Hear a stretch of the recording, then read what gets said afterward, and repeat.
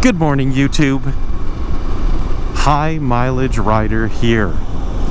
And this is the first ride of 2019. Okay, it's not really the first ride of 2019. This is about the fourth ride of 2019.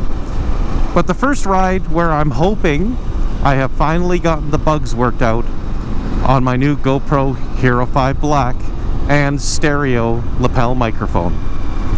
I've done a few recordings where the microphone didn't work, the camera didn't work, I didn't have stuff set up correctly, and then the latest trial and tribulation was trying to get iMovie to recognize the GoPro Hero 5. Apparently the format it records in should be recognized. I'm not a real techie guy, so I'm not going to try and say what that format is. But through calling the Apple Store and spending about 3 hours on my computer fiddling, I'm hoping we have it all figured out now. I have an older Mac with an older operating system, so I think that might have been the issue. So hopefully you are getting this video. The second part of the title for today's video was what are we going to be doing in 2019? Well, in 2019, the plans are, at the end of May through the first week of June, I'm going to be meeting up with my buddy Ken, probably in Calgary. He's coming from Kelowna. And our plan is to ride to Ontario. Now, why would we ride to Ontario? Well, he needs a patch to show all of his friends that he's ridden to Ontario. He likes to collect a patch for every province he's been through. I personally am going to wait until we do our across Canada trip, and then I'll pick a bunch up as we go through each province. So we'll spend about 4 or 5 days doing that. The next outing we're going to have this year won't be till September. Based on work, unfortunately Matt and Steve may not be able to get the time off. Hopefully they can. We're going to have to wait till the last minute to find out. But at the very least, it'll be Heath and I heading out to Ken's place in Kelowna, and just like last year, doing a bunch of day rides. Hopefully it doesn't rain, because those twisty roads are beautiful when it's dry out. There's no other big trips planned for 2019, and the reason why is because I'm going to be training to become a motorcycle instructor this summer. So I've signed on with TNT Motorcycling, which coincidentally enough is the same group that I did my original course with way back in 2006-2007. So I've done all the testing with Alberta Transportation and paid all my fees, gotten all my paperwork done, and the last thing for me to do is I have to actually do the course again with TNT Motorcycling. Then I have a date scheduled to do a lot test and a road test with Alberta Transportation. And assuming I pass all those, I've already paid my fees, so then I will be a licensed motorcycle instructor in the province of Alberta. Then I am going to be shadowing a number of courses I've already set up, I think 3 of them, through the middle of May, to figure out how, or to learn how they want us to teach the students. So it should be really exciting, but what it means is that I won't be able to ride that much this summer, and I guess on the bright side it'll keep the kilometers low on my bike. On the downside, the kilometers will be low on my bike.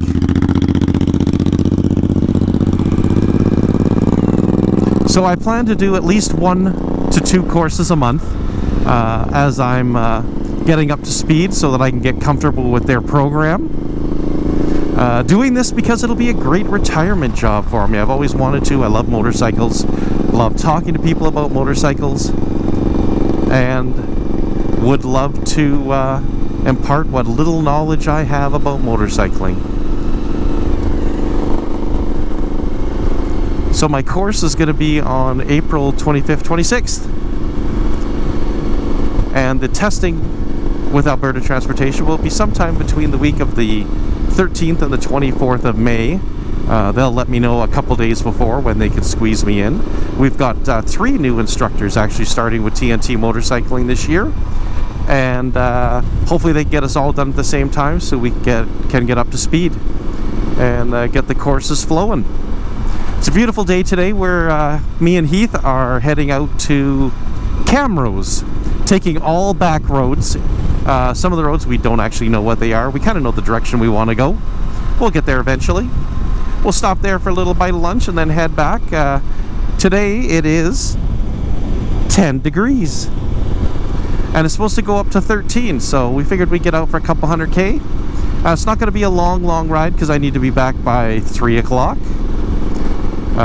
We're got some more spring cleaning to do. With most of the snow gone now, I'm going to take a chance and actually switch and put my all-season radials back on the vehicles and take the winter tires off. And usually that will signal Mother Nature to give us a good dump of snow a couple of days later. So we will catch up with you a little bit later in the ride. So off to our left, now obscured by the trees, is a coal mine as we come into the town of Riley.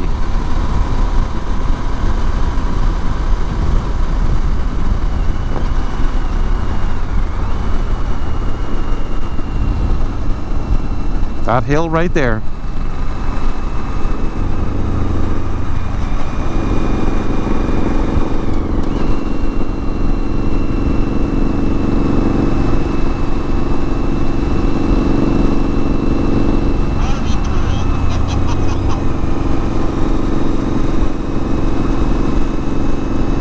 I was just telling my buddy Heath that when I was a little kid driving in the Ford Country Squire station wagon with no seat belts and about 12 of us in it, we used to drive by those grain silos and they'd say pool on the side, and I thought that they were a swimming pool with a really tall diving board.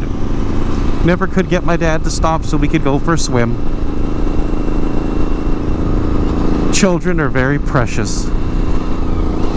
So this is the town of Holden, and this is where our turn will be, right here to the right.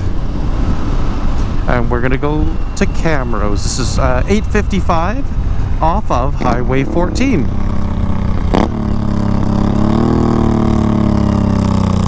Of course, after getting a little lost, because we haven't been out here in a long time, we decided to plug... Heath's laughing at me. We decided to plug in the GPS to let us know where the hell we were.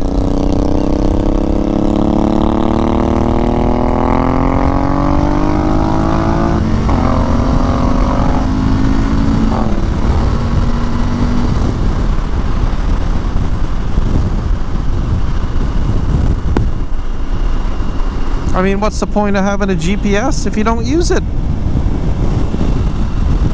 So now we're on the right track. We're probably about 35K away from Camrose. Just about all the snow is gone off the farmers' fields now.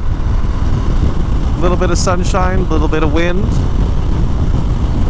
Little snow left around the trees. There's some really beautiful properties out here.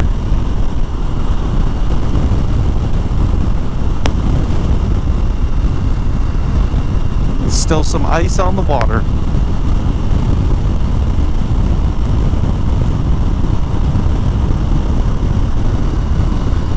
And we're now up to 13 degrees. What a beautiful day.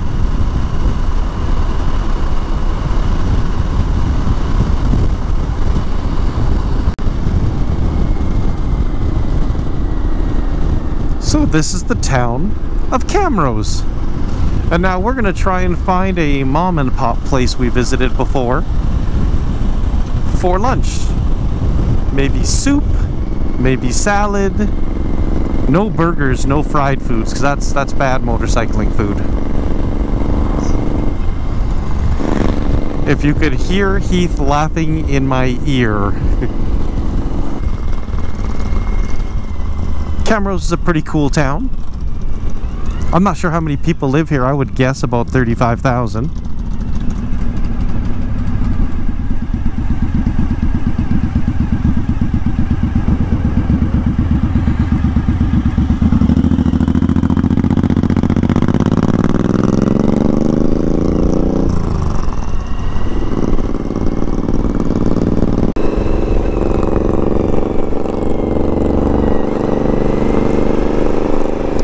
So after stopping and chatting with a local, we've decided that we're going to go to Smitty's. There apparently are no mom and pop restaurants anymore that are open on Sundays here. They're all closed. And we want soup. So, looks like Smitty's it is. You can turn here, Heath.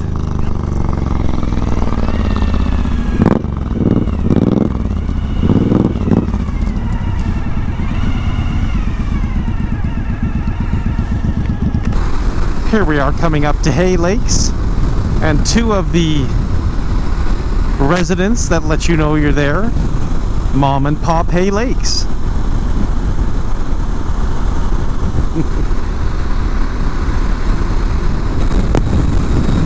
So the wind is picking up a little bit on our ride back. One of the things I noticed riding my V-Strom is it gets blown around in the wind a little bit more than my Nomad did. Of course, it just about weighs half of what the Nomad did. It's not unbearable by any means, but it's just something a little different to get used to.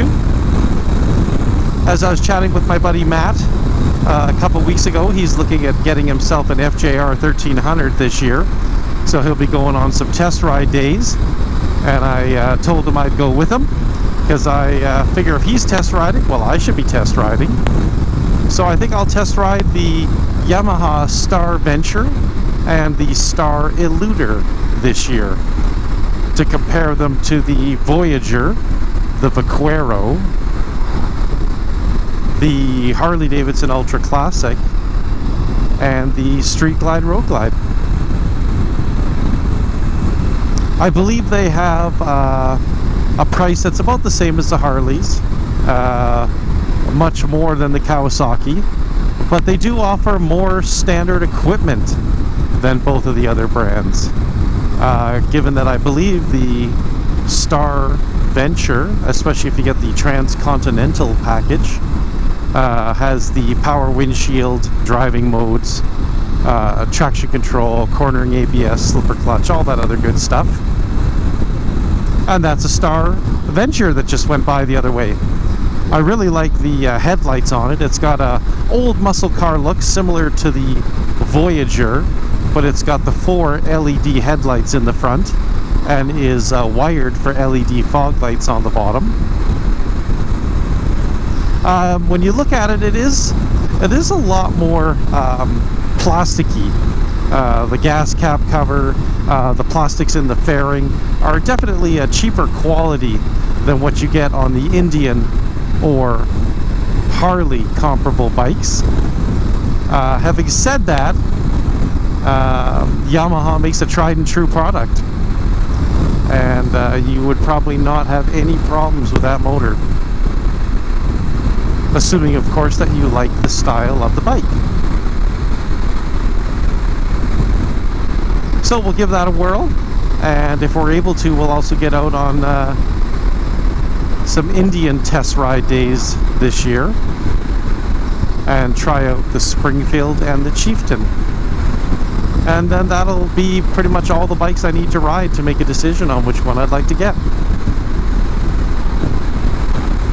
Always fun test riding new bikes.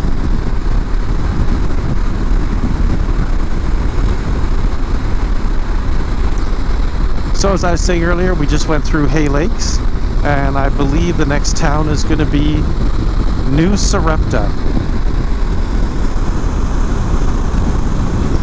And we'll slowly work our way back to the Anthony Henday, which will take us back home. Just a short ride today. It'll be about maybe 225 to 250 kilometers. Should get us home right when we wanted to at about 2:30.